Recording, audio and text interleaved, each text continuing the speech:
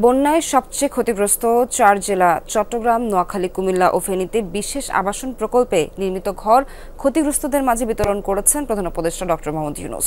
প্রাণ সসের মাখামাখি টেস্ট নুডলসকে করে তোলে আরো ইয়ামি আরো জোস। প্রাণ সসের সকাল 10:30টার কিছু পরেই প্রধান উপদেষ্টার কার্যালয় থেকে অনুষ্ঠানে যোগ দেন তিনি। বলেন, অস্বাভাবিক অবস্থাতে গৃহ নির্মাণে গুণগত মান ঠিক রাখাটা চ্যালেঞ্জ ছিল।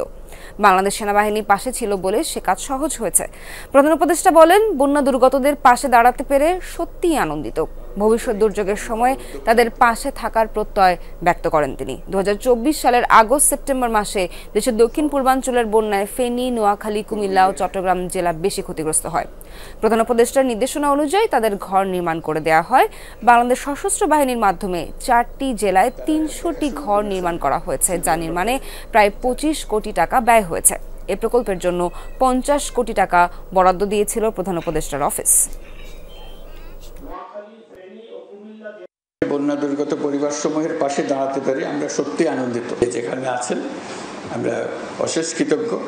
এই দুর্যোগের দিনে আপনারা সামনে এগিয়ে এসেছিলেন এবং সুন্দরভাবে এই বাড়ি নির্মাণ করে দিয়েছেন।